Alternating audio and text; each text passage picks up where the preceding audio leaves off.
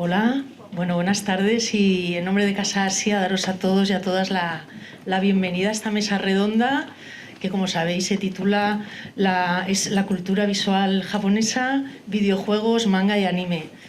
Y nada, yo sin más me gustaría pues agradecer a la Edicions Bellaterra, a CERAU, a Grup d'Investigació Gregal y por supuesto a la Autónoma de Barcelona y en concreto a Blai Warney y todo su equipo y a los panelistas que tenemos de honor, como siempre que organizamos algo con Blai y la Autónoma, por estar aquí hoy. Y nada, veo caras conocidas.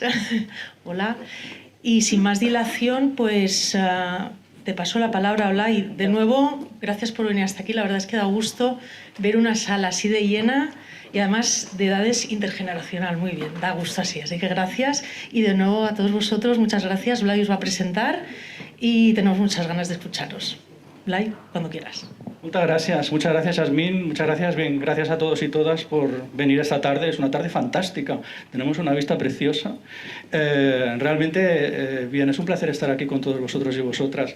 Gracias a Casa Asia, gracias Yasmín del Departamento de Política y Sociedad y Programas Educativos de Casa Asia, gracias al CERAU, al Centro de Estudios e Investigación de la Universidad Autónoma de Barcelona y al Grupo de Investigación Gregal, del cual formamos parte algunos de nosotros y nosotras. Y bien, y gracias a todos por venir, yo seré bastante breve, básicamente ahora daré la palabra enseguida a Antonio Loriguillo y digo que seré breve porque fundamentalmente empezaremos por hablar, y digo empezar porque esa es la primera premisa, la condición de posibilidad de esta mesa redonda, de este coloquio, empezaremos por hablar del libro que publicamos, editado, coordinado por Antonio Loriguillo de la Universitat Jaume I d'Alacant y también investigador del Grupo Gregal, sobre estudios visuales de cultura japonesa, manga, anime y videojuegos.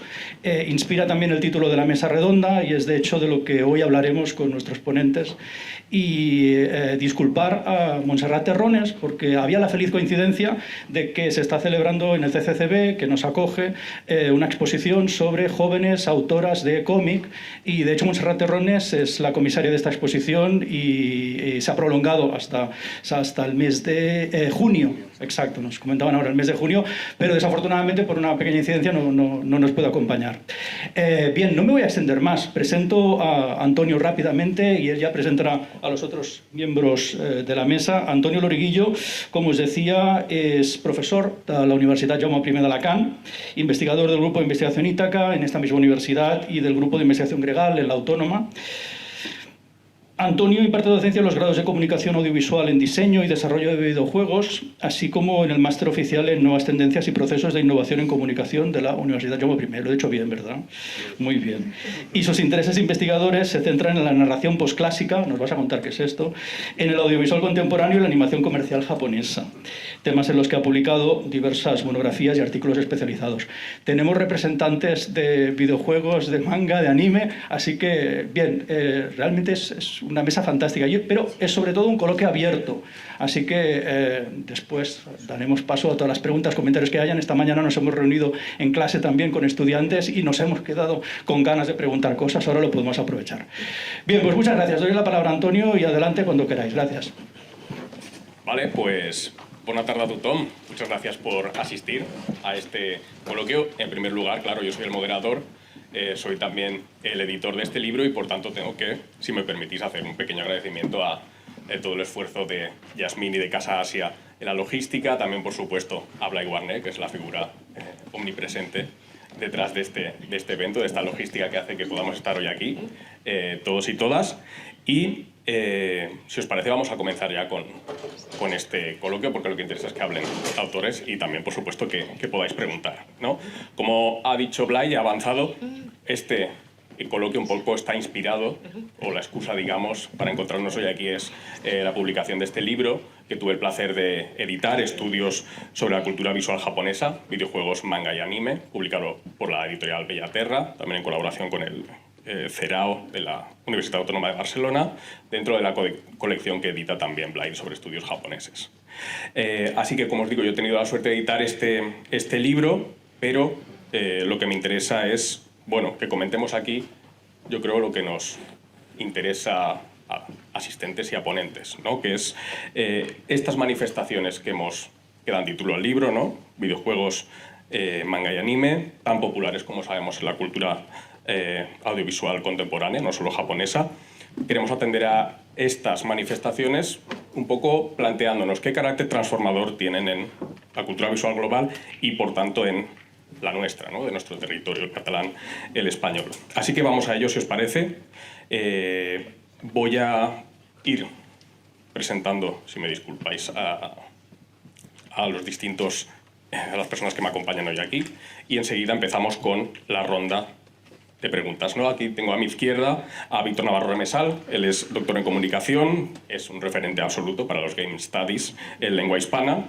Da clase e investiga en el Tecnocampus de la Universitat Pompeu Fabra y entre sus publicaciones destaca Libertad dirigida, una gramática del análisis y diseño de videojuegos que, si os interesan los videojuegos, seguro que conoceréis. Es también director de la colección Ludografías, la editorial Shangri-La. Tenéis varios libros de Shangri-La precisamente en la tienda de este centro. Y bueno, es un placer tenerte aquí, Víctor. A su lado, a su inmediata izquierda, tenemos a Julia Rigual Moore, que es investigadora predoctoral en formación en Historia del Arte y Estudios Japoneses por la Universidad de Zaragoza, una representante de esa fantástica cantera, ¿no?, de investigadores e investigadoras jóvenes que salen de allí con los estudios japoneses. Ella, en este capítulo y en este coloquio, nos va a hablar sobre la influencia del manga en los dibujantes de cómic españoles, así como la adaptación a otros medios audiovisuales como la animación o el videojuego. Y finalmente, al extremo izquierdo, tenemos a Alba Torrents. Ella es doctora en filosofía y doctora en comunicación social, es docente en la UAB, Universidad de Girona, Universitat Oberta de Cataluña, ha sido becaria de la Japan Foundation en la Universidad Kyoto Seika y en el Museo Internacional del Manga de Kioto. Sus intereses científicos combinan esta actividad investigadora y docente con el activismo LGTBIQ+, feminista y no monogámico. Así que, con estos mimbres, con este menú, vamos a empezar, si os parece, una primera ronda de preguntas en la que he pedido y he avanzado a los autores que nos hagan un pequeño resumen de cada uno de sus capítulos, advirtiéndoos, eso sí que fueron escritos hace ya casi 2 años, ¿no? Entonces, vamos a ver qué nos pueden contar acerca de ese resumen breve de la investigación. Empezamos con Víctor. Muchas gracias, Antonio. Es un lujazo... Ay, sí, tengo un micro y todo. Madre mía, qué bien. Ostras, me siento yo aquí ahora ya karaoke. Es un lujazo estar aquí, ver una sala tan llena. La verdad es que abruma, da un poco incluso de impresión, ¿no?, con estas vistas y tanta gente. Y aunque ocupe tiempo y sea redundante, repetitivo, sí que os quiero dar las gracias a ti, a Blay, al Gregal, que siempre he estado un poco ahí a ver lo que hacían y maravillándome con lo que hacían, y estar en alguna cosa del grupo me parece fantástica. Estar en el medio del entorno de Zaragoza, que salen cosas muy buenas de allí, estar en toda esta confluencia, la verdad es que es algo a celebrar, y es un libro estupendo. El editor no lo va a decir, yo hablo del resto del libro, no de mi capítulo, pero es una maravilla de libro, y aunque esto no sea una presentación del libro que haya que venderlo, de verdad que está muy bien y es muy recomendable. Por supuesto a Casa Asia también por montar esto, y a la sala. Y mi capítulo, dentro de este libro, al final intenta hacer algo modesto, pero que yo veo que es difícil y muy necesario, que voy a intentar resumir muy rápido, que es darnos cuenta de que el videojuego japonés es de todos y es japonés a la vez, ¿vale? Yo empecé a hablar del videojuego japonés casi por casualidad, por culpa de cruces contigo, de cafés, podría decir cervezas y grandes fiestas, pero no somos ni tú y yo de grandes fiestas, pero de muchas conversaciones con Antonio, preguntarnos por qué el videojuego japonés ocupaba el espacio cultural que ocupaba, ¿no?, a la vez omnipresente e invisible. Es decir, todos los que jugamos a videojuegos japoneses, a no ser que se sea fan de la cultura japonesa, no se conceptualiza como japonés, ¿no? Y nos hicimos la pregunta, ¿qué hace que el videojuego japonés sea diferente? Y además lanzamos un poco el reto de hablar no de videojuego japonés, sino de gemu. Igual que el manga y el cómic y el anime y la animación se han fracturado, no sin debates, porque esto sigue, como tú bien planteas, hay una lucha conceptual enorme, pero por lo menos existe la lucha conceptual. Es que en el videojuego japonés hasta hace poco no la había. Nos sumamos al tren de unos cuantos teóricos, como Picard, Pelletier, Gagnon, y nos empezamos a preguntar por el gemu. Entonces se abre esta vía. Esto lo digo también por honestidad académica e intelectual, que veáis que estas cosas aquí, que parece que es gente encerrada en su casa pensando sola, salen de conversaciones. Y en esa línea, sobre preguntarnos qué es el gemu, poco a poco la realidad, invitaciones, charlas me van llevando a preguntarme qué cuenta el Gemu que identifiquemos como japonés. ¿Vale? Es decir, cuando nos damos cuenta de que un juego es japonés, cuando a veces le exigimos que sea muy japonés, es decir, como es japonés me tienes que satisfacer mi necesidad de Japón, y acabé pensando en sitios, que también venía una cosa influenciada por ti, que era el turismo de cultura popular, el turismo de anime, para cazar localizaciones, ¿no? Hacerle la foto a las escaleras de Your Name, están lejísimos, no merecen la pena, no vayáis, cosas mucho más bonitas en Tokio, saliendo incluso de Tokio, y empecé a hablar de lugares de videojuego japonés. Era un pequeño ítem y con la ayuda del editor, que acompañó muy bien, me dijo, no, vamos a... Quédate con esto en el capítulo. Entonces el capítulo acaba siendo una especie de análisis de cómo el videojuego japonés, hoy en día, videojuego producido en Japón, que para mí al final yo soy materialista asqueroso y las condiciones materiales de producción me importan, el videojuego japonés lo he considerado aquello que está hecho en Japón, acaba reflejando lugares de Japón, ¿vale? Hice una tipología, ¿no? Dentro de o juegos realistas, entre comillas, o de baja fantasía, es decir, que pasan en el mundo real, como por ejemplo, gracias al videojuego japonés, podemos pasearnos por Shibuya, por Kabukicho, Kamuracho, ¿no? Y como al final hay una relación con el espacio que seguro que si habéis jugado a juegos japoneses y os gustan y habéis viajado a Japón, habéis sentido de una manera muy viva. Yo vengo ahora de estar un tiempo, menos lo que me hubiera gustado, viviendo en Kioto, y me escapé al festival de hielo de Hokkaido, que era una cosa que tenía, como toda mi vida había querido ir, era muy difícil por calendario.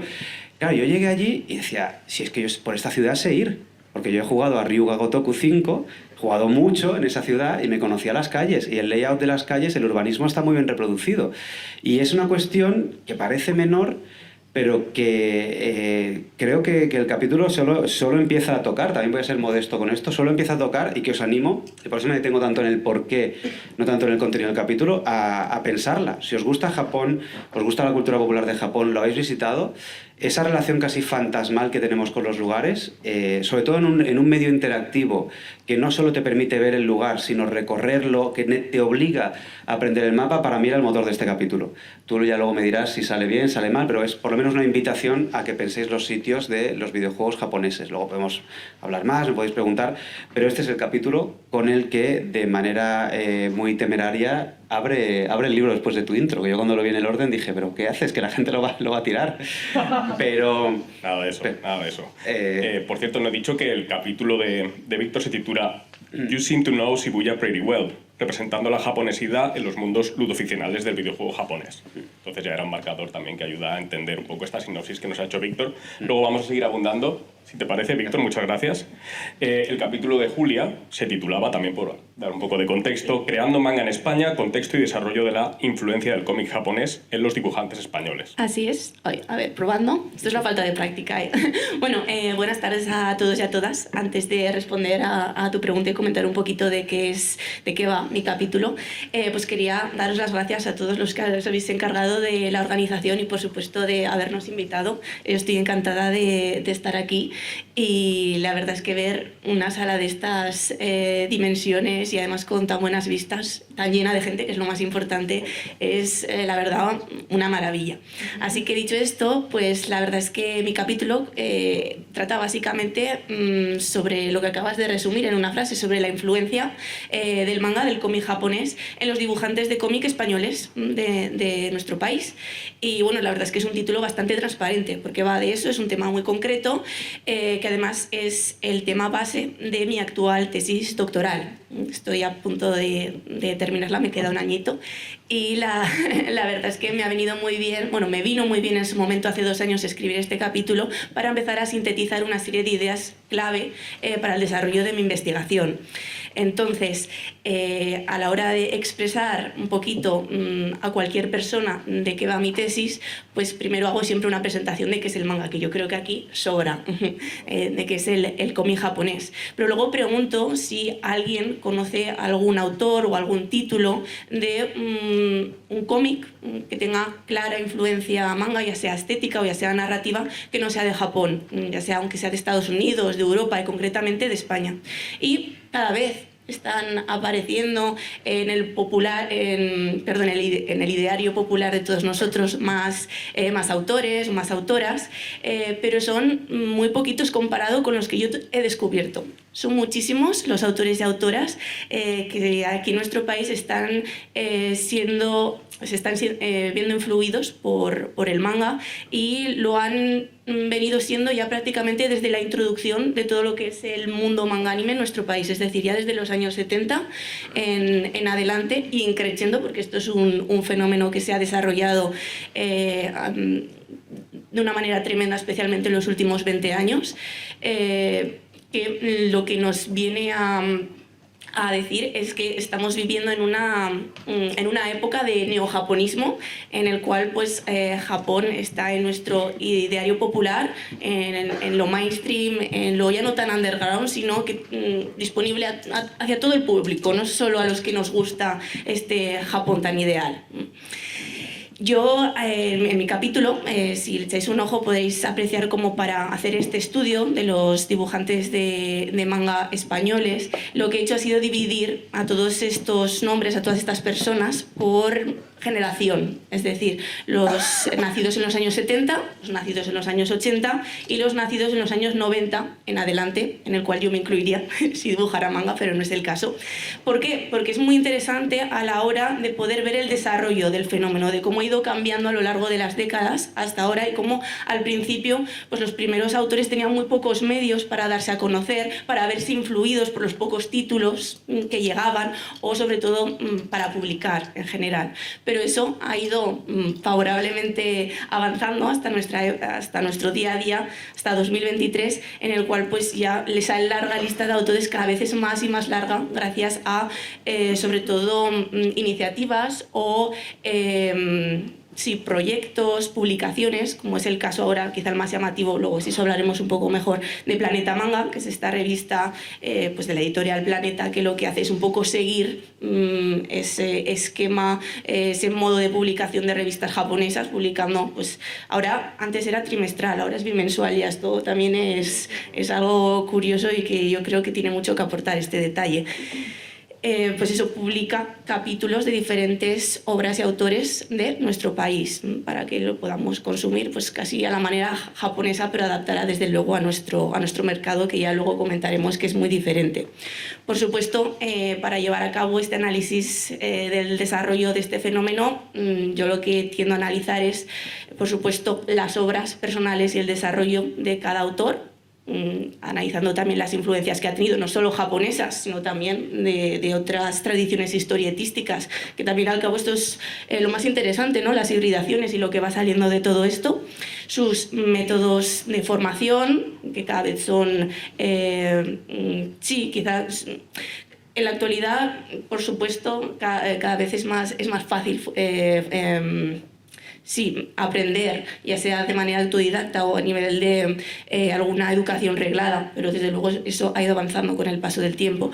También en qué manera se ven influenciados, o por supuesto de qué manera Internet ha sido un paso adelante para que todo esto llevara a un boom del cual estamos siendo partícipes a día de hoy, junto con, por supuesto, el desarrollo de los eventos dedicados al comercio de este tipo de publicaciones, a ser un intercambio un punto de intercambio de conocimientos entre autores, de que se conozcan, e incluso también su relación con los lectores, con el público, ya sea no solo en estos puntos concretos de relación social como son los eventos, aquí tenéis el Manga Barcelona como cúspide, como cisne, ¿no?, de todo esto, pero sin embargo también a través de las redes sociales, que nos guste más o menos, la verdad es que es algo también muy interesante y muy a tener en cuenta para el desarrollo de todo este fenómeno, y de por qué a día de hoy pues estamos siendo partícipes del mismo. Muy bien, muchas gracias, Julia. Ahora vamos a seguir abundando un poco sobre estos asuntos, ¿no?, que son muy transversales también a los tres capítulos, a las tres intervenciones, a las tres personas que nos reúnen, que están con nosotros hoy aquí. Vamos con el capítulo de Alba Turrens, que estaba titulado La mezcla de medios en Japón, narratividad, intermaterialidad y especificidad. Así que, Alba, si nos puedes hacer un breve resumen para ponernos en contexto. A ver, ¿se oye? Vale, bueno, primero de todo, gracias por venir aquí. De hecho, estoy bastante abrumada porque yo vengo de filosofía y mis conferencias son siempre cuatro gatos. Y, claro, el anime, el manga y no los videojuegos siempre atraen mucho más.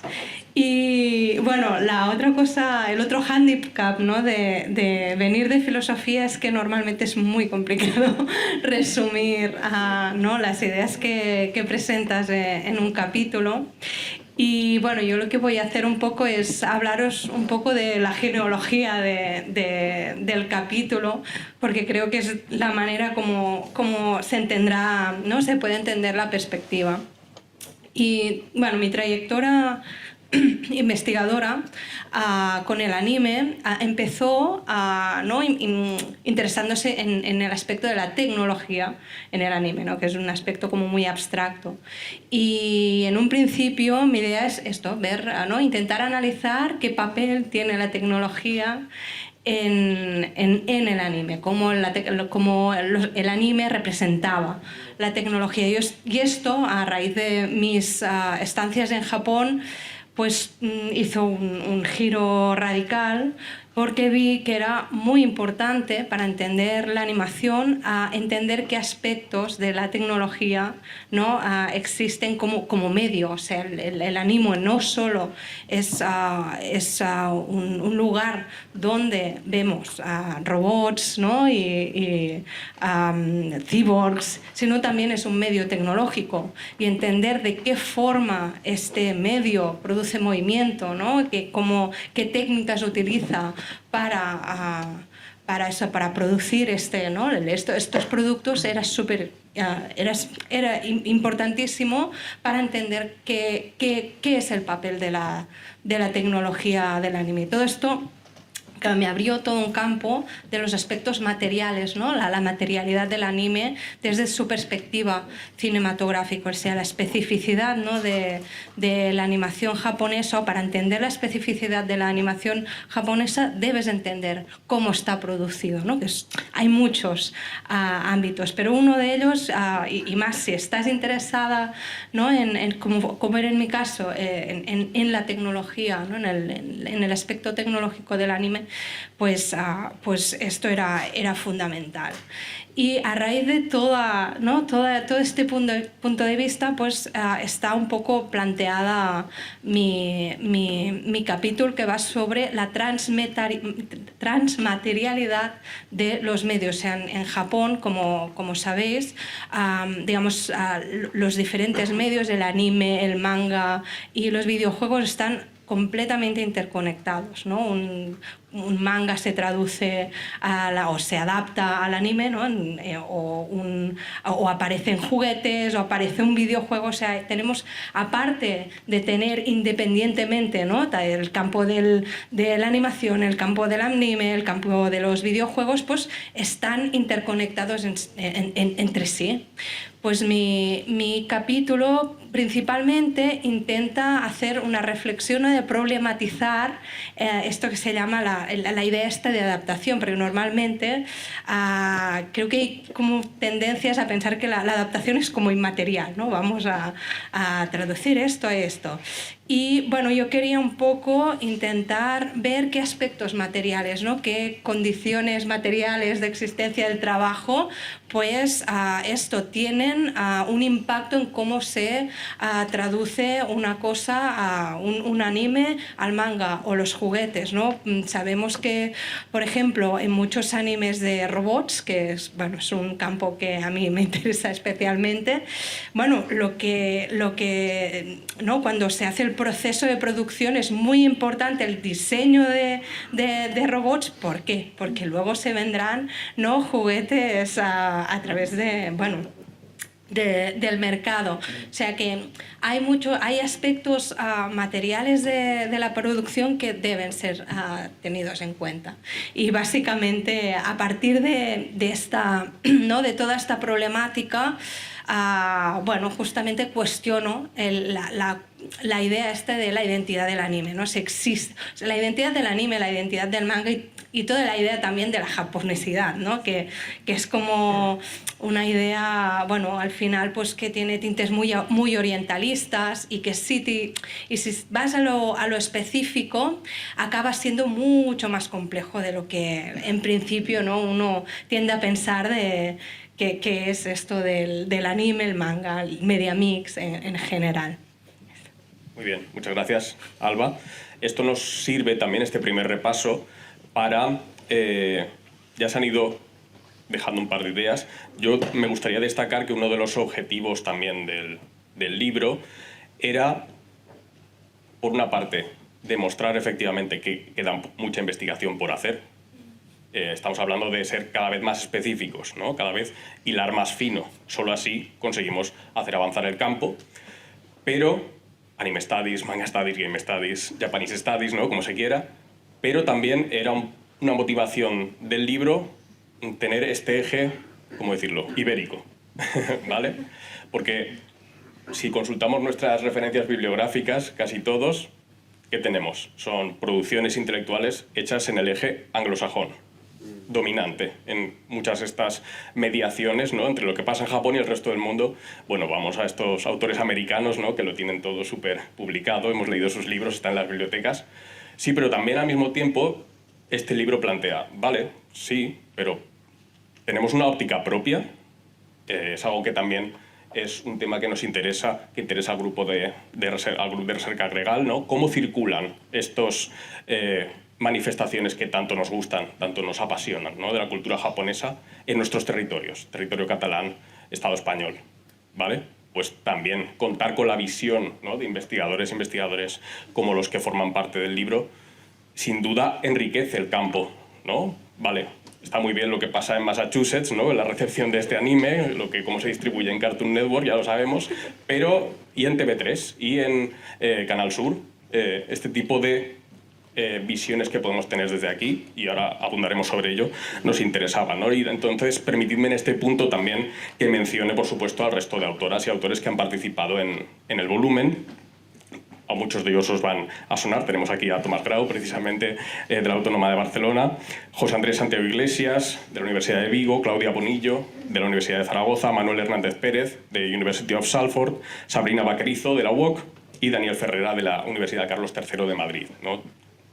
Estos investigadores que he tenido yo el placer de editar estos capítulos y ver sus investigaciones aquí plasmadas en el libro, bueno, pues hacen esto, ¿no? Vale, vamos a tratar estas manifestaciones que tanto nos interesan y, desde nuestro punto de vista, explicarlos, ¿no?, darle sentido. Y en ese sentido vamos a empezar con la segunda ronda de preguntas, ya más allá del capítulo. Y es que os quiero preguntar a cada uno de vosotros, ¿no?, y de vosotras, por el estado actual un poco de la circulación de ese medio en el que os habéis especializado en nuestro territorio, ¿no? Podemos hablar del manga, ¿no?, con todas las cifras explosivas que hemos detectado de nuevos títulos, de ventas, pero también vamos a empezar en el caso del videojuego. Me gustaría preguntarte, Víctor, o que nos contaras cuáles son tus intuiciones acerca de qué aprecias respecto a la circulación del videojuego japonés en nuestro territorio. ¿Difiere de alguna manera cómo circula el videojuego de japonesidad manifiesta, como Yakuza, ¿no?, la saga Yakuza, de otros juegos que no tienen esa japonesidad tan marcada en nuestro territorio? Voy a intentar ser breve porque es la pregunta, es la gran pregunta, y además saben unos cuantos que están aquí, y Antonio estuvo implicado, que estamos con un capítulo nacional de DIGRA, la Digital Games Research Association. Intentamos que fuera ibérico, no salió. Portugal algún día vendrá, pero le queremos mucho, pero no pudo salir con Portugal. Pero en general todos los campos de la academia y de la cultura popular están dominados por la mirada americana, ¿no? Occidente, que es un invento rarísimo, Anthony Kwame Appiah lo dice, ¿no?, la cultura occidental que es, como conjunto, es un bloque demasiado grande. Occidente es América, básicamente. Incluso me contaba la semana pasada que hay hispanistas que hablan del Quijote casi como si fuera una cosa británica, ¿no? perdone, ¿no? Un poco déjeme hablar de este libro que se escribió a 100 kilómetros de mi casa. Y a mí, sin duda, es una cuestión que me preocupa tanto en circulación como en estudio, ¿vale? Si te lo voy a intentar ligar, porque el videojuego japonés circula por Europa en unas condiciones que son muy curiosas. Porque aquí tenemos, por ejemplo, campañas como aquella de 100% otaku. Es decir, esto no pasaría en Japón. Aquí hubo una campaña que creo que era Bandai Namco, vendía juegos con la etiqueta 100% otaku. Bueno, 100% otaku, en Japón tendría unas connotaciones muy diferentes y aparte sería bastante raro decir este juego está hecho en Japón, ¿no? Que parecería el zumo Don Simón hecho en España, ¿no? Una cosa cambia el registro. Entonces, nos llega así, pero nos llega también en un estado donde hay una diferencia entre lo que supone el videojuego japonés en choque al videojuego occidental respecto a América, ¿vale? Es decir, el videojuego en América es un videojuego que ellos crearon el videojuego con Atari, la primera generación ellos hablan de la edad de oro y el crash del 83 que solo les afectó a ellos, es un crash mundial, ¿no? Es una cosa, en Japón se le llamó Atari Shock, ellos le llaman el crash del videojuego, así mundial, ¿no? Entonces, para ellos, Japón es una amenaza.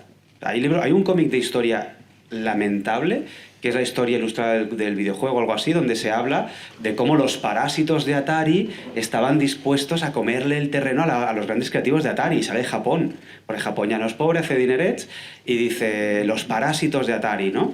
Nosotros no estamos en ese contexto. Otra línea que tengo con Oliver Pérez es, aquí de la Pompeu, es preguntarnos qué es el videojuego europeo. Entonces, para mí es muy importante que reconozcamos que hay por lo menos 3 focos con muchos factores tecnológicos, sociales, culturales, industriales, y luego te responderé a la pregunta histórica y un detalle muy curioso de cómo llega Japón aquí.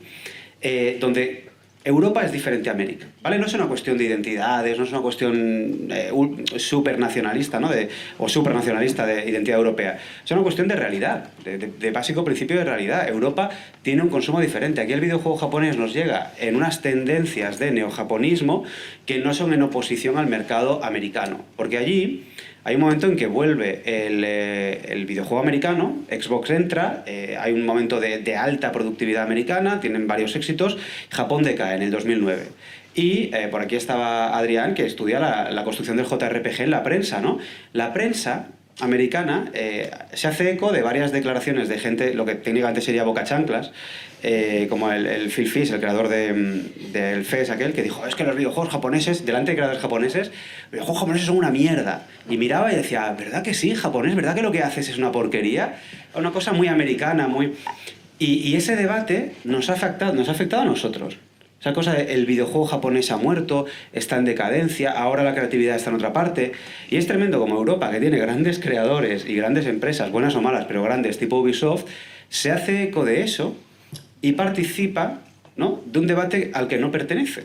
Entonces, el filtro, el consumo de Japón no tiene la necesidad económica, social, cultural de comprar ese debate y, sin embargo, lo compra, ¿no? O sea, aquí se juega mucho juego japonés, aquí hay un momento en el que pues el juego japonés es la norma, como en todas partes, pero luego es eso, no, el juego occidental, y lo japonés, el japonés es de nicho, es un delirio. Estamos en ese doble estado, el juego japonés es todo y a la vez es una cosa superada, desbancada, luego aparece Breath of the Wild, la vuelta del gran videojuego japonés, y aquí nos damos cuenta otra vez.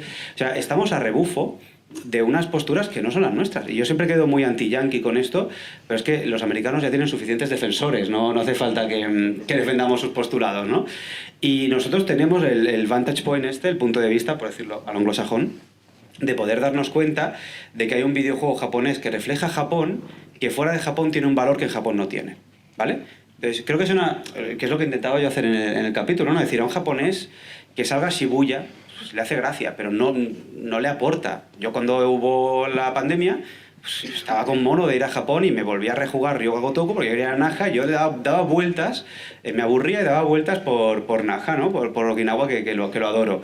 Entonces, eso es una lectura, una recepción que es diferente aquí.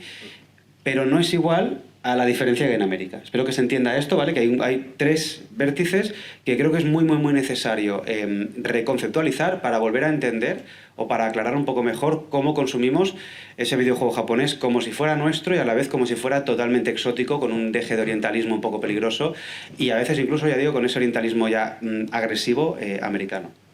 Más o menos. Muchas gracias, ¿no? También cabría pensar tal vez en el caso del videojuego como muy específico, ¿no?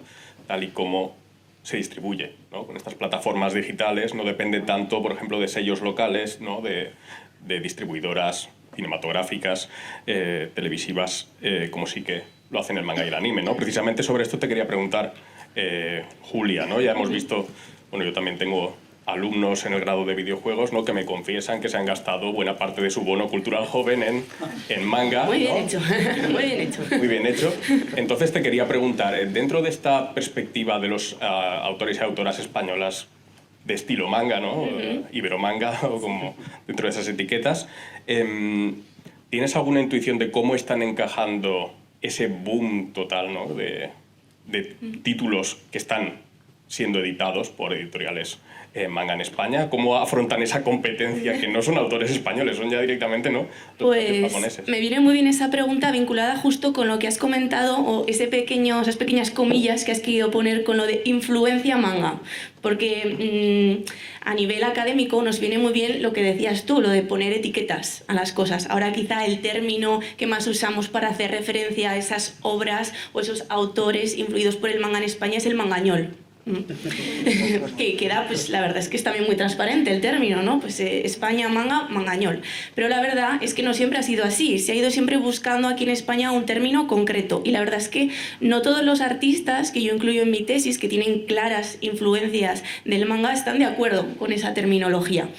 Sí que si pensamos, por ejemplo, en el manga fuera de Japón, pero no en el caso de España, por ejemplo, sí que se utilizan mucho etiquetas como manhua en China, manga hecho en China, de influencia manga en China, el manhwa en Corea, el manfra en Francia o el manga a nivel general en autores de habla inglesa. Pero ¿qué es lo que ocurre aquí en España? Pues que aquí en España no hemos llegado todavía a un término concreto. Y esto ha ido evolucionando, ya os he dicho, con el paso de las décadas y de las continuas generaciones que han ido saliendo de artistas que practican, bueno, que realizan cómic influenciado en mayor o menor medida por el manga. Sí que en esas primeras revistas, que no sé si algunos de vosotros o vosotras habréis consumido en su momento, otros sois más jóvenes, no sé yo, la Dokkan, la Neko, la Otaku, pues en esas ya intentaban buscar un término para hacer referencia a esas obras que están saliendo, o esos pequeños cómics, porque al principio eran fanzines, no eran mucho más, de obras manga, pero aquí en España. Y estos autores, ¿y cómo los llamamos? Y si queremos potenciar que empiecen a publicar, ¿cómo los llamamos? Para que se diferencien, que sepan que son gente de aquí, pero que es de este estilo que está llamando tanto la atención entre el público. Pues había varios términos: iberomanga, euromanga, un poco más así a lo general de Europa. También directamente lo que hacían era, cuando incluían páginas de estos manga en estas revistas que os comento, ponían en la portada con los mejores manga de autores españoles, hacían referencia en eso, en que eran españoles, que eran de aquí. Bueno, hay un caso muy concreto en una publicación de Camaleón Ediciones que decía así: los mejores manga no vienen de Japón, te los trae Camaleón Ediciones, ahí ya llegando un poco al extremo, pero para que veáis que era una forma más de publicitarlos ya desde el principio, desde que se empezaron a generar, sobre todo, ya os digo, en las revistas de los 90. Luego, con el paso del tiempo y por supuesto con el desarrollo de Internet, estas publicaciones ya se dejaron de editar, y ahora tenemos pues la Otaku Bunka, que es más en cuanto a crítica, difusión, y la Planeta Manga que mencionado anteriormente, por no comentar el caso de Internet, que imagino que ya lo comentaremos un poquito más adelante, pero se mantiene el mismo problema, que es el problema de la terminología, de la nomenclatura.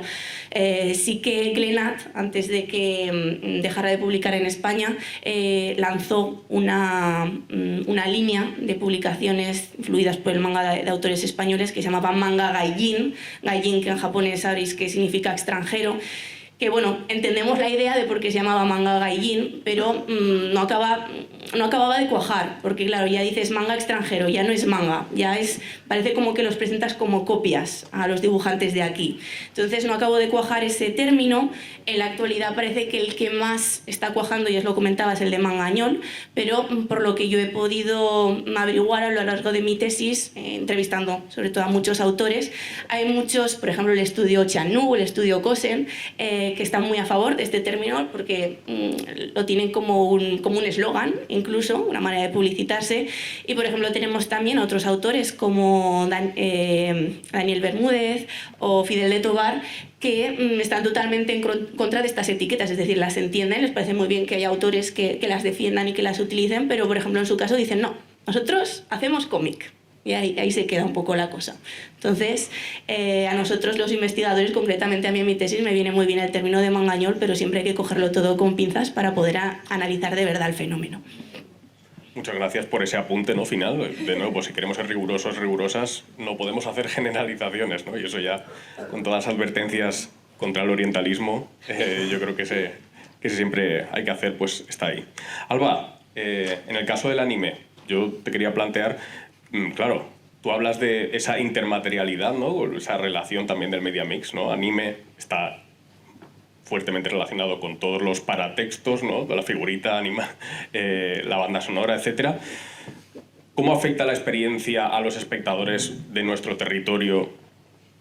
¿Cómo afecta esa experiencia de anime si no tenemos acceso a el último merchandising, la última banda sonora, ¿no? Cada puntito de ese paratexto, eso no nos llega tal vez el anime, pero lo otro...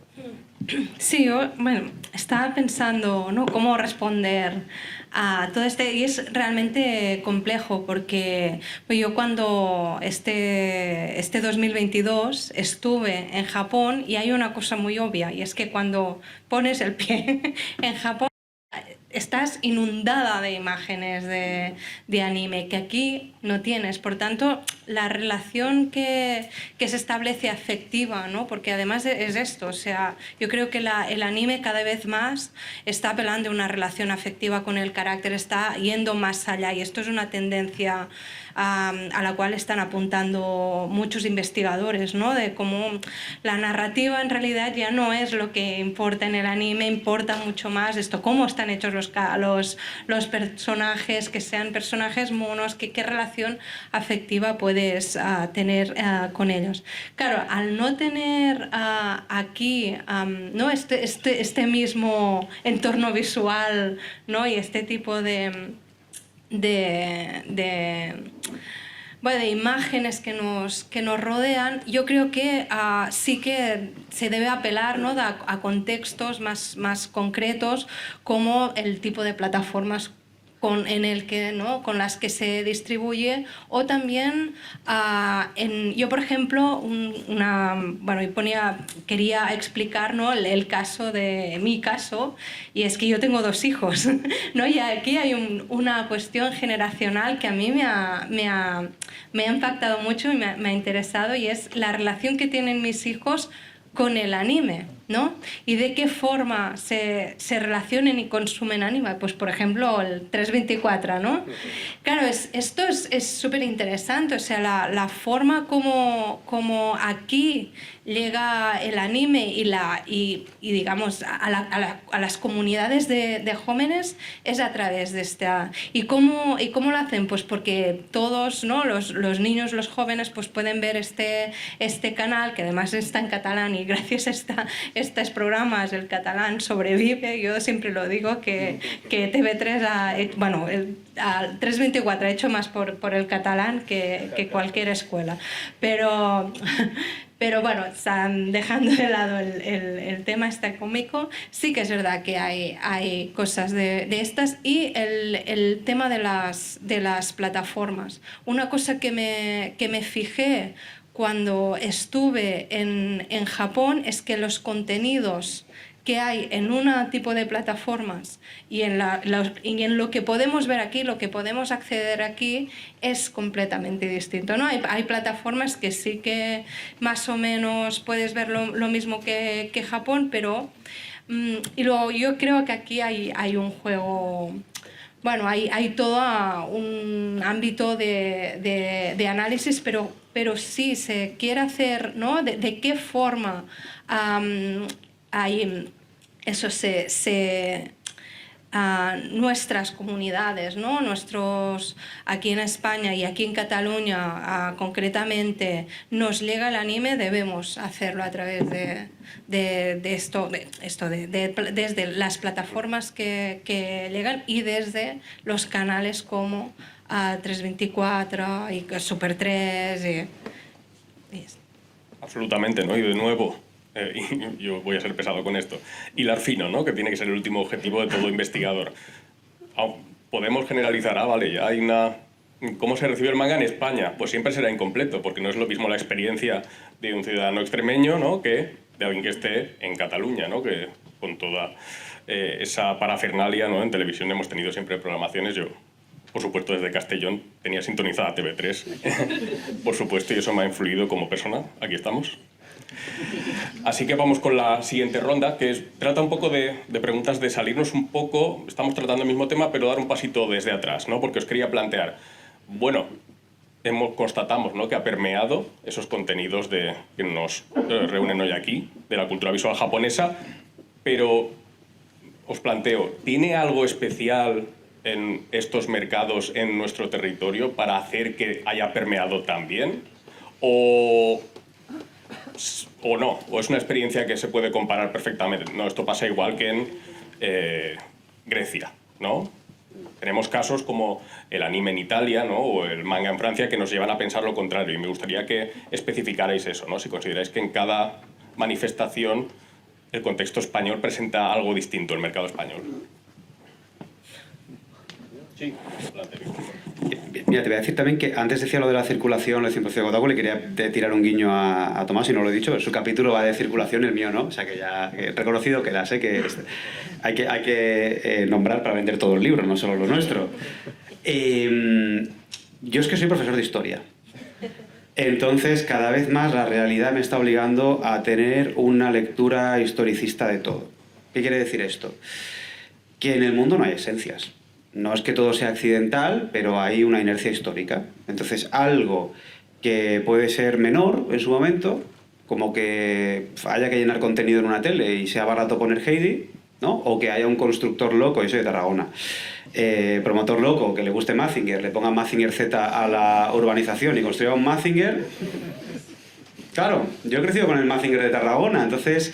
¿Es más importante eso o que conecta con la japonesidad, con una tarragonidad? Pues es que si estamos hablando de etiquetas y tal, y hemos nombrado ya varias veces japonesidad, para el público que no lo sepa, japonesidad sería, simplificando mucho, voy a dar una de muchas definiciones, ¿no? Pero aquellos rasgos que identificamos como propiamente japoneses en una lectura cultural concreta, ¿no? O sea, marcadores de identidad, que tienen que ver mucho con la otredad, tiene que ver mucho con esta cuestión de lo que consideramos una esencia, ¿no? Y Pelletier Gagnon dice que la japonesidad en el videojuego está siempre en flujo. Y yo añadiría que está en flujo por la historia, ¿vale? ¿Qué quiere decir? Que aquí en TV3 pues hubo que llenar y había unas series de animación que no estaban cuestionadas, se programaron fuera del horario para el que estaban hechas, y yo vi Ranma, yo era muy de Ranma y Musculman, Dragon Ball hasta que creció y se hizo feo, no, a mí no me gusta el Z, pero no conectó con una esencia del hecho, yo qué sé, del hecho mediterráneo, ¿no? O sea, yo sí que creo, por ejemplo, que el clima, esto lo dice Watsuji, Fudo, ¿no? Filosofía, vamos aquí ya, que vengo de la escuela de Kioto. El clima hace carácter, eso es verdad, porque tú tienes que adaptar al clima, pero más allá de eso, sobre todo con la cultura popular, tenemos una serie de accidentes, la mayoría de las veces felices. Creo yo que esto más o menos estamos todos de acuerdo, y aquí lo que ha habido es varios golpes de efecto que han creado una familiaridad con la cultura popular japonesa antes de que volviera el japonismo. Es decir, cuando volvió la oleada japonista ya teníamos acceso a aquellas cosas. Pero aquí también es importante recordar que estamos en Europa. Y en mi área en concreto, no sé si me adelanto un poco o no, pero Japón llegó muy tarde. Cuando Japón invade el mundo, invade Japón, el videojuego japonés, invade América, porque América ha dejado un vacío, porque Atari se la pega y porque las otras compañías eran jugueteras. De nuevo, historia. ¿Cómo funcionan las jugueteras? Con modas de 2-3 años. El hula hoop, el cubo de Rubik, ¿no? Cuando Atari se la pega, como el resto de compañías venían del juguete, para ellos no fue un trauma. Decían, bueno, pues se ha acabado la moda del videojuego, este negocio ya no está, nos vamos a otra cosa, ¿no? Pero para el mercado del videojuego, aquello que sí que fue traumático en América. Llegó Japón 3 años después, llegó Nintendo, después de Nintendo pues ya empiezan a llegar otras compañías y llenan el hueco. Pero ese enfrentamiento del que hablaba antes, que entre América y Japón, aquí es curioso que ahora hay gente que tiene nostalgia de algo que no existió, que es que la NES llegara en el 85-86. Aquí la Nintendo, la primera Nintendo, llega, esto lo ha documentado muy bien Marshall Mora, llega a finales de los 80, principios de los 90. Llega distribuida a la vez varias generaciones que en el resto del mundo iban en orden, la de 8 y 16 bits. Incluso se llegaba a distribuir a la vez consolas de Sega y de Nintendo. No había una guerra de consolas porque era la misma distribuidora. Y, de nuevo, hay historia. ¿Quién trae la Nintendo a España? 5 indios. Porque uno era yerno de no sé quién de Nintendo y veían que el mercado español tenía una coyuntura económica que les favorecía, y SPACO, que es la primera distribuidora de Nintendo, son las siglas de los 5 empresarios indios, que no es Paco de Paco Francisco, es SPACO, que es SPACO, 5 empresarios indios que vieron un momento que les favorecía para distribuir una consola que aquí no tenía distribución. Fijaos ese accidente feliz, cómo nos crea el momento en el que cae el microordenador, porque insisto, Europa a los 80 es microordenador por todas partes.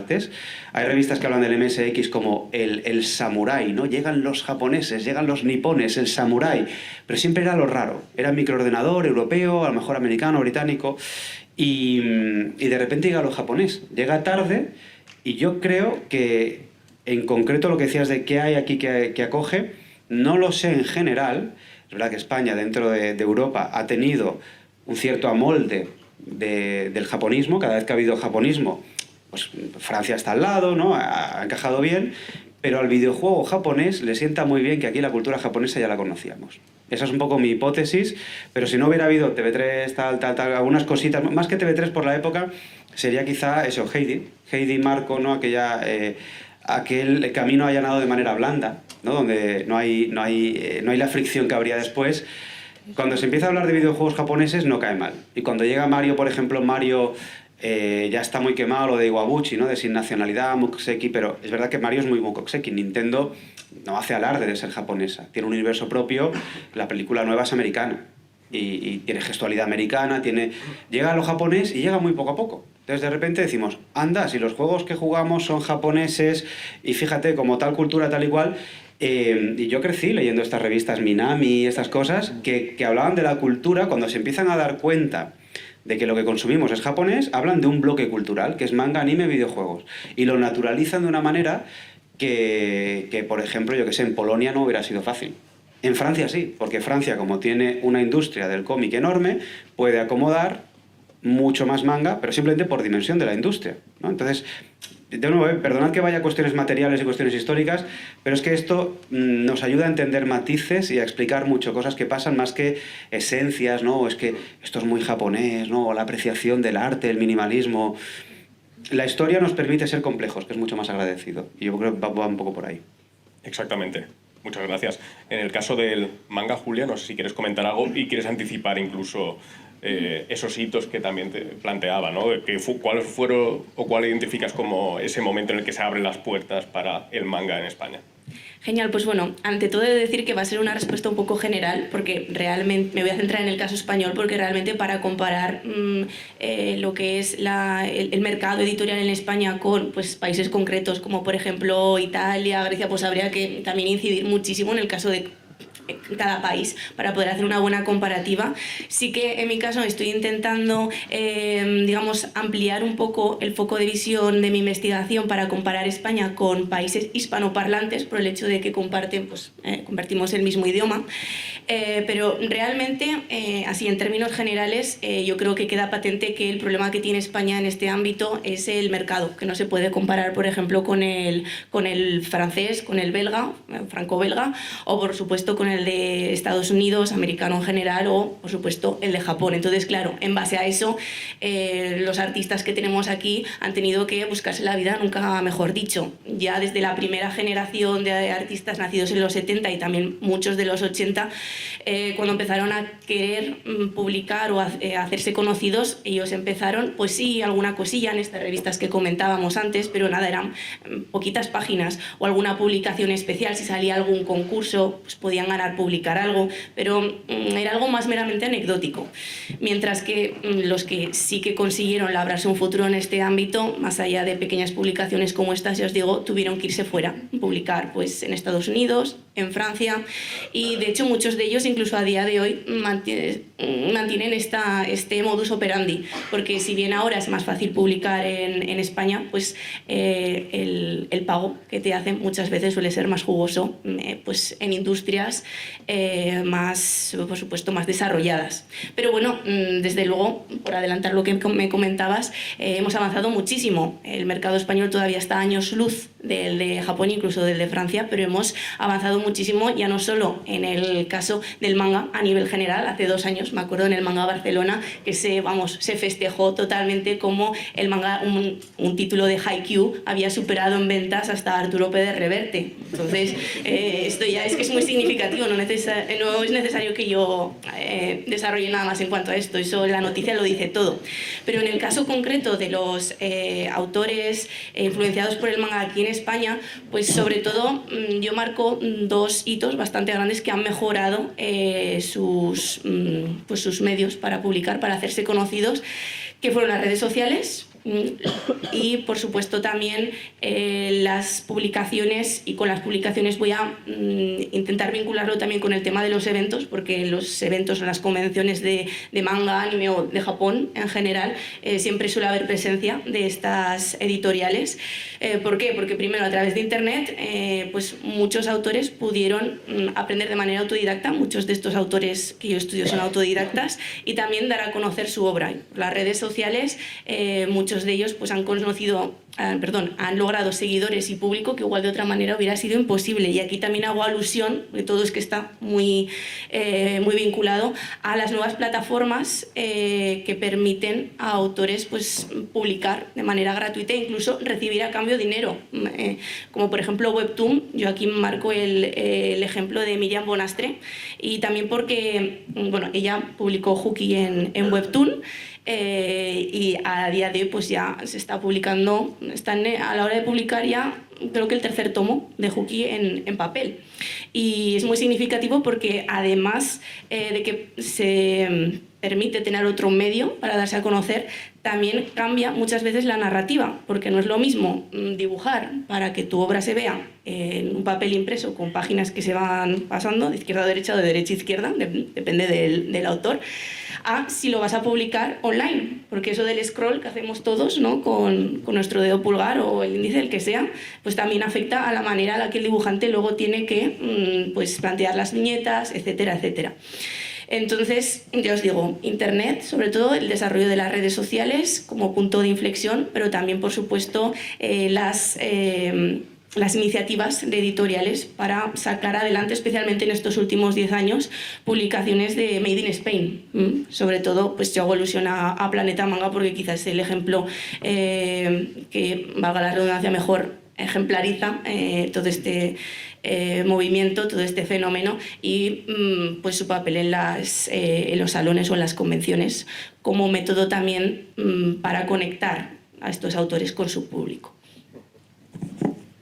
Muchas gracias. Pues, Alba, sobre el mercado catalán-español, el anime, también si nos quieres avanzar el hito en cuestión que tú consideres, adelante, sin problema. No, a ver, yo quería ir un poco en la línea de Víctor, porque creo que aquí hay la influencia que ha tenido el anime, ¿no? El manga en general, todos estos productos en Cataluña y España y en todo el mundo tiene también que ver con una estrategia política japonesa, ¿no? de soft power, de cómo Japón mismo ha creado un tipo de narrativa sobre lo que es japonés, ¿no? Y sobre lo que... Claro, aquí yo creo que esto es un tipo de estrategia política que tiene... O sea, que es muy importante a la hora de analizar de qué forma, ¿no? Ya sé que en cada comunidad, en cada país ha funcionado de distinto modo, pero sí que vas viendo, ¿no? Cuando empiezas a entrar, ¿no? a investigar cualquier producto cultural japonés, lo primero que te encuentras es esta este primer muro, que es un muro que en realidad es lo que paradójicamente es lo que hace que la gente se interesa por todos estos, o sea, es paradójico, pero es así, ¿no? Yo me he encontrado muchas veces, pues esto, no, Japón pues no pasó de lo tradicional a la posmodernidad, y dices, claro, te vas a, ¿no? Y luego te hablas con expertos y te dicen, no, pero esto o sea, sí que hay un proceso de modernización del Japón, ¿no? O la mente, ¿no? Te encuentras libros de la mente japonesa. Claro, o sea, es este tipo de, ¿no? de cosas que son las que venden, que son las que la gente conoce de Japón, que es lo que la gente se ha interesado, ¿no? de este país, que es lo que ha hecho que ¿no? Mucha gente intenta leer el manga para encontrar la esencia, ¿no? de lo japonés, y como ¿no? él decía lo de los historiadores que van a encontrar las esencias, pues ni te imaginas los filósofos. Somos aún peores. Claro, luego yo creo que aquí hay bueno, un tipo de esencialización de lo japonés que sirve justamente para vender. O sea, y ha servido para hacer que este tipo de, ¿no? Hay unas estrategias comerciales que vienen, bueno, de unas estrategias políticas, ¿no? Japón tuvo toda una fase de Nihon Jinron, ¿no? de crear una narrativa casi ficticia de lo que era la identidad japonesa, que al final dices, es que fue casi que se juntaron y dijeron, va, ¿cómo vamos a hacer creer al mundo que somos algo, ¿no? Una identidad, que somos algo? Claro, y a partir de aquí, pues todas estas, no sé si me estoy explicando, pero bueno, yo creo que tienen un papel, esto tiene un papel crucial, el tema de la globalización, el tema del soft power, estas estrategias políticas, digamos, japonesas, para que hicieran mella, ¿no? en la forma como, y esto es algo que a mí me gusta mucho subrayar, la manera afectiva, ¿no? con la que nos relacionamos con los productos, porque al final es esto, o sea, yo lo que he visto es que el mundo del manga, el anime y los videojuegos apela constantemente a estas emociones, ¿no? A estar enganchados, a gustarnos este personaje, a llorar con esto, etcétera, etcétera, etcétera. Muchas gracias a los tres. Yo creo que tal vez igual era muy, ¿cómo decirlo?, capcioso haceros esta pregunta de que hay cosa particular, ¿no?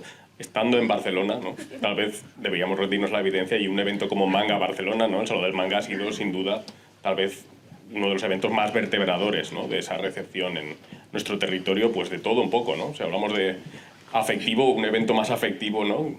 Que ese, ¿no? Donde se congrega gente que hace otras prácticas que no hemos tratado en este volumen en concreto, pero que investigadores españoles también están, y de nuestro territorio están desarrollando sobre cosplay, ¿no? O toda la actividad en comunidades, por supuesto, ¿no? Entonces, eso no está presente en el libro ni en esta mesa, pero también un reconocimiento a ello. Vale, vamos con una última y ya abrimos, ¿vale?, ronda de preguntas entre vosotras y vosotros, que seguro que tenéis, porque hay que ser honestos, este libro publicado en 2021, han pasado 2 años, ¿no? Entonces ya le dije a mis compañeros de mesa que les iba a plantear, oye, siendo honestos, vamos a darle a esta gente que ha venido un extra, ¿no? ¿Ha cambiado algo, ¿no? Un update, una actualización. ¿Ha cambiado algo en estos últimos 2 años? ¿Cambiaríais algo? ¿Añadiríais alguna cosita a vuestra intervención sobre videojuegos, manga y anime? Víctor. Yo en realidad quiero creer que el capítulo no. Antes decía que era un arranque, que era modesto como arranque, pero también no, es una cuestión de narcisismo. O sea, como arranque funciona. O sea, lo quiero dimensionar para que veáis también lo que significa ser riguroso con el pensamiento, ¿no? Revisamos muchísimo a nosotros mismos entre nosotros, y yo soy el peor enemigo de mis textos, aunque eso es una frase tópica 060, ¿no? Yo no dejo salir un texto hasta que no veo que puede pasar, que puede ser útil a alguien. Básicamente para mí es la utilidad. Creo que el texto es útil, creo que el texto abre esa vía de manera útil. Ahora, es verdad que, por ejemplo, Susana Tosca está en Kioto, la he dejado en Kioto, porque estábamos juntos de estancia, y ella se ha quedado, yo no. Ay, me sigue enviando fotos. No veáis cómo me tortura. Y está con un proyecto chulísimo sobre imaginarios, en concreto de Kioto. no solo de Japón, sino de Kioto, ¿no? Y cómo la cultura popular genera imaginarios que atraen el turismo y que generan esta sensación, como os decía, de la visita fantasma, ¿no?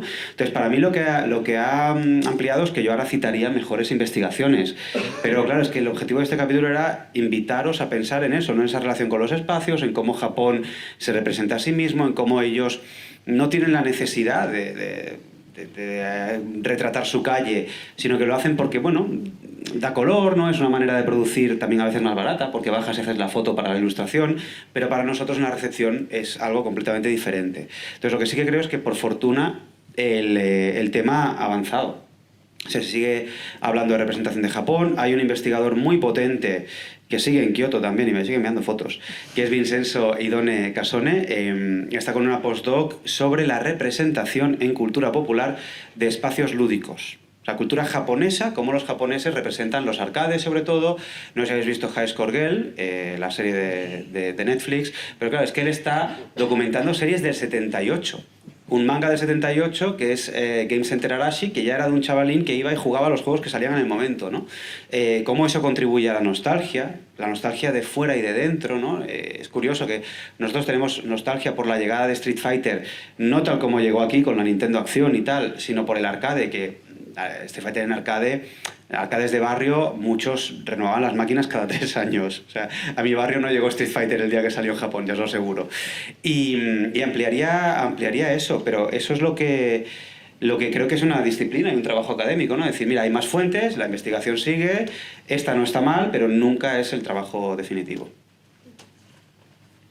Bueno, pues yo en mi caso, prácticamente como Víctor, quiero decir, cambiaría algo del artículo, del capítulo, yo creo que está bastante bien conciso lo que yo quería decir, y no cambiaría nada. Lo que sí que haría es añadir, digamos, la parte 2. Así que si queréis hacer otro volumen, pues yo encantada. ¿Por qué digo esto? Porque claro, desde el 2021 a esta parte, pues parece que son 2 años, pero claro, el tema en el que nosotros nos movemos, yo creo que los 3, es algo que continuamente está en profundo cambio. Cada vez hay más títulos, más autores, más todo. Estamos bombardeados por todo este tipo de material, y por supuesto yo lo que añadiría, pues nuevos autores que han salido, nuevas publicaciones, nuevos medios para publicar, también nuevos, ya no eventos, en cuanto a convenciones me refiero, pero sino congresos o pues lo que estamos haciendo a día de hoy, presentaciones como esta, que lo que están haciendo es ayudar a dar a conocer todo este mundo,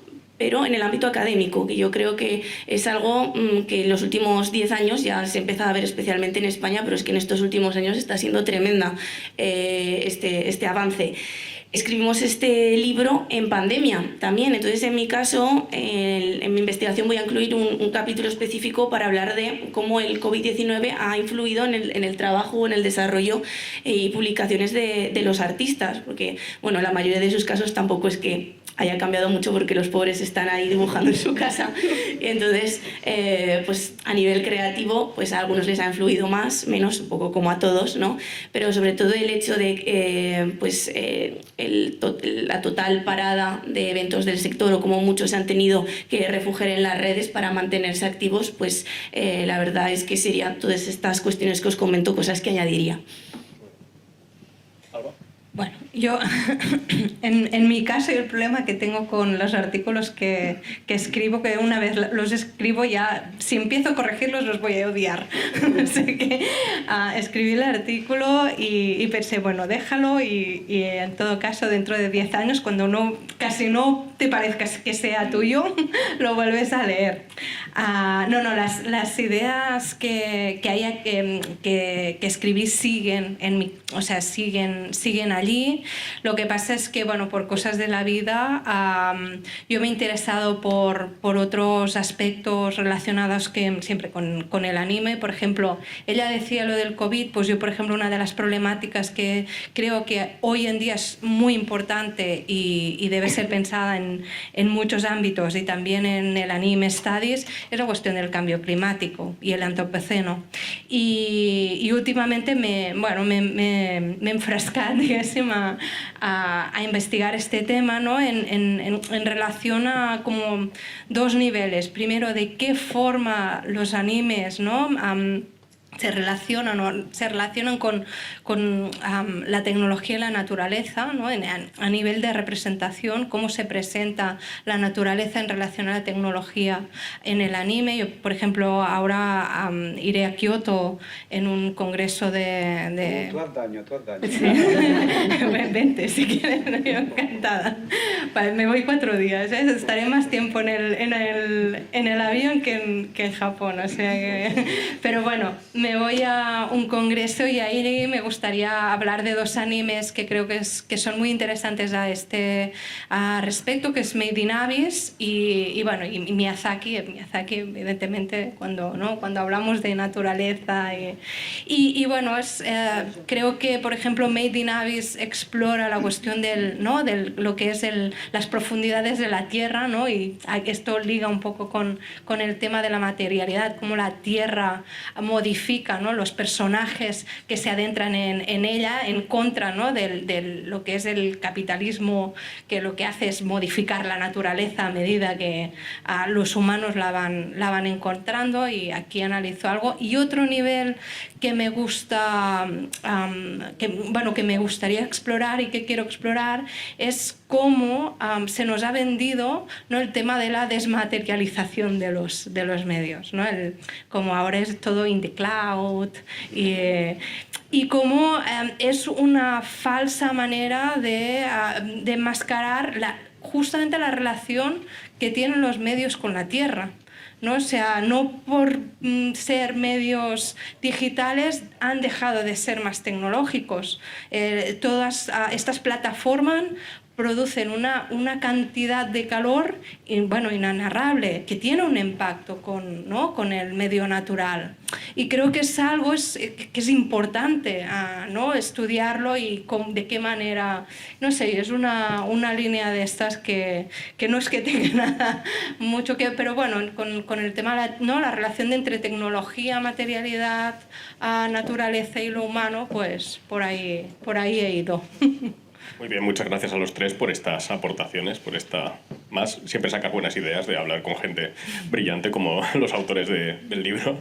Y en este caso os animo a aprovechar que están aquí para, abrir el espacio de preguntas. Así que animaos, que son buena gente, ahí tenemos una mano ya.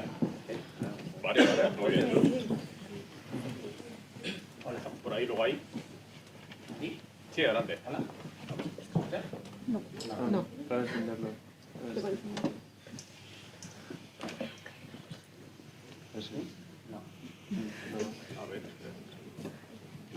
Me ha gustado mucho, ¿eh? Hola. No. Quizás sea cosa del volumen. ¿Tiene algún tipo de velocidad de volumen? La materialidad de la... Vamos adelante, sí. A voz alta, vale. Yo tenía un par de cuestiones. La primera es más general, la otra es más específica, quizá empiece por la específica. Julia ha hablado antes de cómo... Hola, ahora sí. Vale. Has hablado antes de cómo el manga ha influenciado a los creadores españoles. Yo quería llevarlo a los otros 2 medios. Quizá en la animación aquí en España no ha habido tantos casos, pero sí en el caso del videojuego pienso, por ejemplo, a Aragami, los Narita Boys, ¿no? Ha habido mucha influencia japonista en el desarrollo español de videojuegos, y un poco cuál es tu visión respecto a esta influencia y si ha tenido mucho o poco calado. Y luego, más general, hemos hablado mucho sobre estos 3 pilares, el manga, el anime y el videojuego, como como el tridente cultural que Japón ha ensartado en España, pero me pregunto si otros formatos culturales, véase la literatura, la música, si estos otros formatos también han tenido ese calado en el país, o si tienen el potencial de llegar a tenerlo. Sí, vamos, muy rápido, porque lo del videojuego nos podemos alargar mucho, ya sabéis que además nos enrollamos nosotros. Es que la estética del videojuego, o sea, la parte visual, por estética nos referimos a la parte visual, ¿no? Es tan dominante el videojuego japonés que se neutraliza, se convierte en el estándar. Solo nos damos cuenta del referente visual japonés cuando aparece un Sumie, Okami, cuando aparece una estética que identificamos con japonesidad, ¿no? Pero al final... es un medio híbrido loquísimo. A mí me parece fascinante porque venimos del congreso de Digra España 23, donde se ha hablado mucho de Blasphemous, y al final fuimos dos, tres, Luis Añó, Marsal y yo, que decíamos, sí, Blasphemous es muy español, Semana Santa, lo que quieras, pero eso ha caído sobre un modelo que es Dark Souls y Castlevania, que son dos juegos japoneses que vienen del barroco europeo. O sea, es que la parte visual, audiovisual del videojuego japonés está tan esparcida por el medio que ahora mismo, a no ser que tengas una estética muy americana, de estos hombres lavadora que van muy fuertes con escopetas y tal, todo lo demás es japonés. Es tremendo, ¿eh? O sea, hay una estética, todo lo demás, exagero mucho, ¿no? La línea francesa sí ha salido Goblins 5, es muy de cómic francés, hay muchas cosas muy identificables fuera, ¿no? Pero en el ADN o en los mimbres básicos de la parte audiovisual del videojuego contemporáneo, cualquier Metroidvania, Hollow Knight, ¿no? ¿Hasta qué punto no está eso influenciado, tanto como género, Metroid, Castlevania son japoneses, como esas estéticas, ya digo, ese gótico post-Dark Souls y tal, por una herencia japonesa que a la vez ahí no se despeinan en remezclar influencias, en coger Silent Hill, reinventar América, ¿no? En Resident Evil, Biohazard, que es eso, la fantasía de lo que ellos tienen de... Tú lo explicas muy bien en el último libro de ludografías. Gótico sureño americano, pero filtrado por un japonés. Entonces, es que la influencia japonesa no es tan fácil como lo del mangañol, porque está en todas partes. Y la otra pregunta era, perdona... ¿Cómo otros medios? Ahí, si quieres, te iba a remitir amablemente a la web del Grupo de Recerca Gregal, porque ahí tenemos a compañeras que están trabajando, por ejemplo, hablando con ellas en estas reuniones comentando. Creo recordar que en cuanto a novela surcoreana, por ejemplo, ¿no? Hablando de otras manifestaciones, creo recordar que nos decían que se habían editado más novelas, se habían traducido más al español en estos 23 años del siglo XXI que en todo el siglo XX pasado, ¿no? Entonces, también por hacer partícipe y visible esa parte del Grupo de Recerca que se centra también en todo el tema surcoreano, que evidentemente no sé si somos expertos, yo desde luego aquí no, pero te remito si quieres a ese contenido porque ahí están efectivamente, y otras manifestaciones como la enseñanza de lenguas, gastronomía y diplomacia cultural que otros compañeros trabajan. Y encantados de recibir correos los compañeros si te interesa. Teníamos otra pregunta por ahí. El micro se puede circular y luego a ti. ¿Qué tenía que hacer? Bueno, tiene el micro ahí y luego a ti, ¿vale? Adelante. ¿Se me oye? Sí. Bueno, en primer lugar, daros las gracias porque me ha parecido todo lo que habéis comentado súper interesante, especialmente lo último que has comentado tú sobre la naturaleza, y me parece fascinante, o sea que intentaré estar a la que cae.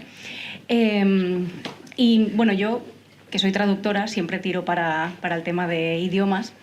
Quería preguntaros si, bueno, en las tres vertientes, ¿no? Anime, manga y videojuegos, si os parece que el tema de las traducciones, o más bien las adaptaciones, o sea, sí son traducciones, ¿no? Localización, en el caso de videojuegos y anime. Si os parece que podrían potenciar o perjudicar, entre comillas, a la hora de transmitir o de perpetuar esa japonesidad, o si quizá pensáis que es mejor, entre comillas también, porque mejor para cada persona es diferente, adaptarlo, digamos, a la cultura meta, que en este caso sería la española, si pensáis que puede perjudicar o ser positivo, si pensáis que los clichés que recibimos de Japón y esa japonesidad se vería afectada o no por el tema idiomático. Si quieres, empiezo yo y luego le dais. Lo digo porque precisamente tú lo sabrás de sobra, si eres traductora, siempre que se hace una traducción, por muy parecido que sea el idioma original, siempre se pierde algo, ya no solo por tema de lenguaje, sino también por tema cultural. Entonces, con obras que vienen de un país tan lejano, pues yo creo que tan diferente, es obvio que se pierde. Entonces, siempre pues la labor de un buen editor o de un buen traductor pues ayuda a que todo esto no se haga. El cómo quizás sería el kit de la cuestión. En mi caso, claro, yo estudio obras que se han producido aquí de autores que hablan español y por lo tanto se publica en español. Pero claro, la influencia que ellos han tenido del manga y por tanto del idioma japonés también es muy evidente. Por ejemplo, si habéis leído un manga, veréis que por ejemplo las onomatopeyas muchas veces ya ni se traducen, porque el trazado, cómo el katakana está puesto en las viñetas, pues ya forma parte de lo estético del dibujo, aporta muchísimo al contenido de lo que se está mostrando. Y eso en el caso de algunos, ya digo no todos, pero en algunos de los autores de aquí españoles o de otras nacionalidades, pues se ve muy influido por eso, porque tenemos aquí autores que directamente escriben en hiragana o en katakana, es decir, en japonés, o incluyen muchos kanjis, para hacer referencia a sonidos, sobre todo el ejemplo más claro, ya os digo, son las onomatopeyas, pero también para hacer alusión al lenguaje por el que se han visto influenciados. Entonces, yo hasta aquí puedo decir en ese aspecto, y la verdad es que yo creo que es una cuestión que depende de cada autor, depende también de la publicación, de la editorial, pero yo creo que todo este tema enriquece más que empobrece. Eso te iba a preguntar, si te parecía favorable o desfavorable el hecho de que haya préstamos léxicos o préstamos de frases hechas, de onomatopeyas, etc. ¿A ti te parece positivo? Sí, a ver, cogido con pinzas en el sentido de que obviamente tienes que llevarlo a cabo de una manera adecuada, por supuesto. Si está bien llevado, a mí me encanta. No sé si ahora quieren algo decir, pero a un apunte rápido sobre la cuestión histórica. Yo he hablado antes de Ryuga Gotoku. Al principio los Ryuga Gotoku era una apuesta muy valiente traerlos, y se traducían para que un público occidental los comprara. Y luego se dieron cuenta de que el público quería la japonesidad, entendida como quería marcadores japoneses, ¿no? Y ya se soltaron el pelo, dejaron de quitar contenido y empezaron a traducir de manera más fiel. Pero al final hay que ser realistas, y hay una cuestión que es que sin traducción nada de esto estaría aquí. ¿Cuántos de nosotros hablamos un japonés fluido para leer el libro de la almohada en su versión original, ¿no? Yo siempre recuerdo aquel chiste de filosofía de los alemanes que aprendían inglés para poder leer a Kant entendiéndolo, ¿no? Es decir, voy a leer la traducción que lo entenderé mejor. Entonces, la traducción, nos guste o no, es parte del intercambio cultural y es necesaria. En el caso del videojuego, ha sido la base de la expansión de la industria, porque aquí llega el videojuego en inglés y no nos llegaba la visual novel, porque por una cuestión técnica no cabían los caracteres, no se puede traducir, pero por una cuestión cultural, como el videojuego no se traducía, tampoco había riesgo por traer la visual novel. Entonces la traducción es imprescindible. O sea, traducción sí, traducción no es un debate, porque está ahí. ¿Fidelidad de la traducción más o menos? Bueno, pues... En cuanto a los clichés me refería. Sí, es que depende al final un poco del público. A mí en particular... me molesta un poco los libros que tienen constantemente notas al pie, ¿no? Esto es que en Japón esto es un kotatsu que es tal, ¿no? Pero entiendo que hace falta, entonces nunca va a haber un equilibrio claro. Y en el videojuego tienes un poquito más de flexibilidad, porque puedes añadir a lo mejor cosas nuevas, ¿no? Puedes darle alguna vuelta más, puedes tener un glosario. Es un poco más flexible que un libro o una película que tiene un ritmo marcado y no puede haber una nota al pie de la película. Ahora, de ahí a llegar, por ejemplo, a los fandubs estos que llenaban toda la pantalla con nota y nota sobre nota y tal, hay que tener un equilibrio. Entonces, tenéis un equilibrio dificilísimo entre manos. En el caso de los subtítulos para series y películas, los fandubs evidentemente no siguen las normas que a nosotros como traductores se nos enseña a la hora de subtitular. Exacto. Pero es eso, mi percepción al menos, que intento tirar para la localización, traducción de videojuegos, es que pues, se puede enriquecer mucho el lore del juego, ¿no? Del videojuego, pero no sé hasta qué punto, yo qué sé, imagínate que hay una canción, sale una canción en el videojuego muy conocida en Japón y aquí la adaptan como si fuera la Macarena. ¿Hasta qué punto choca, hasta qué punto no choca, hasta qué punto es natural o no es natural para el jugador, que sabe que está jugando un juego japonés, pero le suena la Macarena de golpe? Ahí hilando muy fino, como decíamos, ¿no? Para saber vuestra opinión. Un último apunte, solo en relación, ya pasamos a la pregunta que está compañero esperando hace tiempo. Hay un excelente capítulo del libro de Daniel Ferrera que está centrado precisamente en cómo las versiones que se emitieron en español de Sailor Moon o de Ranma omitieron algunos pasajes clave donde se presentaban personajes con identidades sexuales pues no heteronormativas, ¿no? Entonces es muy interesante ese capítulo, también su tesis. Daniel Ferrera de la Universidad de Carlos III de Madrid hace un gran trabajo sobre eso. Así que vamos ya. Sí, yo quería hacer una reflexión a Víctor, porque antes esta era una pullita no muy velada a los americanos, sobre todo a la industria, que han sido un poco agresivos quizá con la industria japonesa. Pero, ¿qué opinas sobre el hecho de que realmente si tú vas a mirar las estadísticas de venta, por ejemplo, de videojuegos en Japón, los japoneses básicamente compran japonés? Y lo poco que compran que parece americano, pues me ha venido al pie. Es un Dark Souls, que al final es japonés. El manga incluso es Attack on Titans, que es europeo, pero es japonés. me da la sensación de que si los americanos hicieran lo mismo, las críticas serían furibundas, pero me parece que tienen actitudes bastante ultranacionalistas con su propio producto. Xbox no vende una Xbox en Japón ni que la regalen. Entonces, cosas como esta, pues, ¿qué reflexión hacéis? Pues que yo no creo que haya una conciencia de consumo nacional por ser nacional, que es una cosa que pasa a veces, no nos engañemos, a veces que es Corea de repente es mala, nadie va a ver una película coreana, o Corea es lo mejor, ¿no? Pero en Japón es que está muy normalizado, o sea, hay episodios como lo de Dragon Quest, que ya está muy trabajado, muy conocido, que Dragon Quest quería coger Black Onyx y Wizardry y otras cosas y hacerlas japonesas, ¿no? Luego tienes al compositor pues hablando un poquito más de los coreanos y ya no cae tan bien, ¿no? Pero sí que hay un esfuerzo ahí como de identidad nacional que en el consumo en general no ves tanto. Porque al final lo que hay es un mercado hermético. Yo creo que es un mercado que no se da cuenta de lo hermético que es y una serie de gustos muy afianzados, muy de nicho. Aquí quizá Antonio lo entiende mejor que yo, esta idea de que es la perspectiva que perdemos al hablar del videojuego japonés como un estándar mundial, ¿no? Que en Japón el videojuego japonés, incluso el juego que nos llega, no es lo mismo. No es lo mismo jugar al nuevo Zelda aquí que al Zelda allí, ¿no? Un Mega Man aquí que al Rockman allá. Y allí es que está tan marcado por la subcultura, por los nichos, que salir de esos nichos es difícil. Es decir, tú vas a una tienda de videojuegos, aparte que tienen otras lógicas, la ordenación del material es diferente, ¿no? Entonces, a lo mejor es que Xbox no entiende los nichos de Japón, ¿no? No sabe entrar en según qué mercado, que lo que importa es el Chiara Design, ¿no? El personaje, que soy muy fan de él y tengo una relación afectiva, que ahora se habla... Hay un artículo muy chulo de personajes en 2,5D, que tiene que ver con esto, ¿no? Luego te diré la investigadora, no recuerdo el nombre. Yo creo que no son conscientes, pero que es un mercado más hermético está claro. Y que, como decía Ana, parece que no es poco, yo quiero romper una lanza por los americanos que también tienen cosas buenas. Yo digo que no les hace falta más apoyo, ¿no? Más defensores. Pero claro, han sido ventilador o sea, les llegaban las cosas y las dispersaban por el mundo, ¿no? Y en América el videojuego japonés ha sido muy querido. Y toda la época Nintendo ha sido... Claro, luego ellos tienen... Cosa que no ha pasado en sentido contrario. O sea, entiendo que la industria, sobre todo, diga, bueno, ¿qué les pasa a esta gente? Estos están un poco locos porque no hay manera de vender un juego aquí. Ya no solo una consola, sino... Es que no se vende. Es que no lo que yo no he visto es ese discurso de los parásitos de Nintendo, que es lo que me... Pero claro, yo no tengo acceso a fuentes japonesas. He preguntado a gente y me tengo que fiar. No hay revistas tan radicales en ese punto de partida de Atari era la buena y lo otro lo parásito, ¿no? Esa reescritura de la historia, porque ellos a lo mejor es que ignoran directamente lo de fuera. Es hermético, es tremendamente hermético.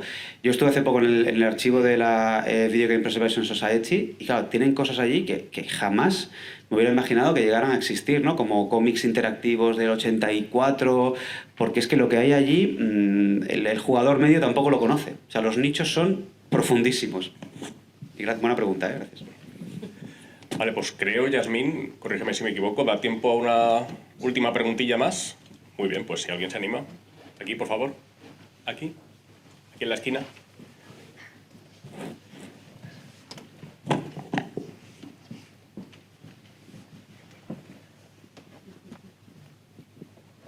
Hola, sí, se me oye, ¿no? A mí me gustaría preguntar, claro, hemos hablado mucho de cómo la cultura japonesa influye en Europa, en España principalmente, y cómo influye España a la cultura japonesa. Quiero decir, ¿hay algún tipo de influencia? Porque yo sí que he visto influencia clásica, ese es mi campo, ¿no? Entonces sí que hay muchos, desde animes hasta videojuegos y también manga, que reflejan a los dioses griegos, a todo lo que es la mitología, pero incluso el de Terma Romae, que es buenísimo, está muy bien.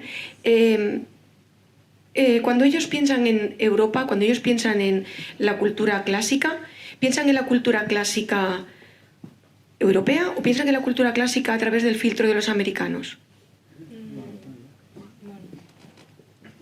Yo, de hecho, una cosa que sí sé es, por ejemplo, en el caso de los boys love, que es un género japonés que plantea relaciones homoeróticas, son historias manga que plantean historias homoeróticas entre hombres. Sus inicios los escenarios y los personajes están muy influidos por todo lo que es el paisaje europeo. O sea que en este caso concreto, que es un género muy particular, se basan, por ejemplo, los primeros boys love se basaban en germanjés, o sea, venían directamente influidos de historias de germanjés, historias de vampiros que eran historias europeas, o sea que sí que hay una influencia. Si vas a distintos ámbitos te puedes encontrar, o sea, no es solo una relación unidireccional de Japón hacia España, o sea, ellos también tienen influencia, han leído obras europeas y, por ejemplo, el caso de los boys love es perfecto, que ahora ya es otra historia, pero en sus inicios se sabe que fue muy influido por este tipo de literatura europea.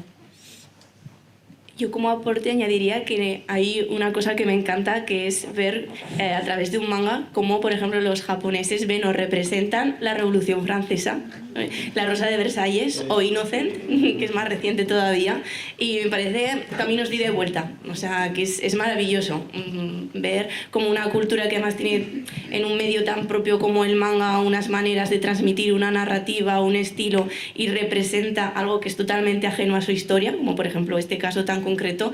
Yo creo que es otra de esas ideas, de esos puntos que nos pueden llamar tanto la atención.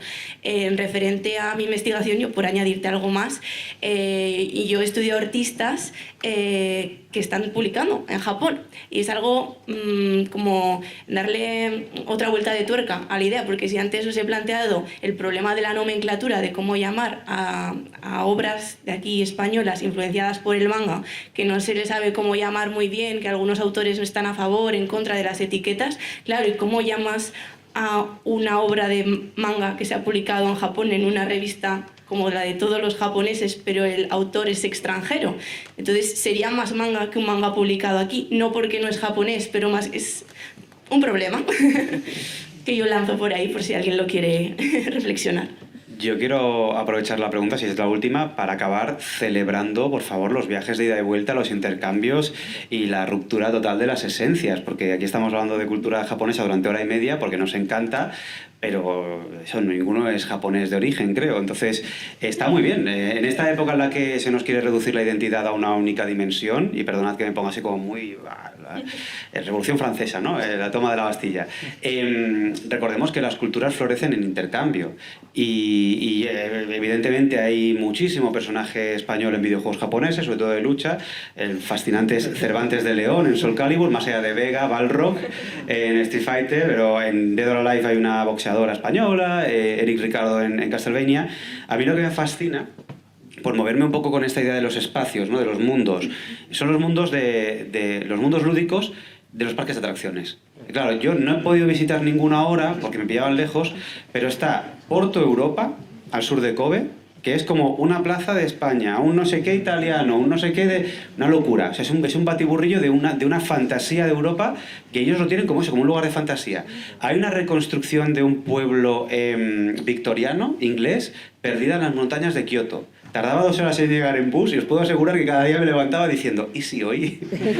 ¿Y si hoy cojo esas 4 horas de bus para ver esa señora loca, empresaria, que ha hecho un pueblecico victoriano muy británico, como de Peter Rabbit?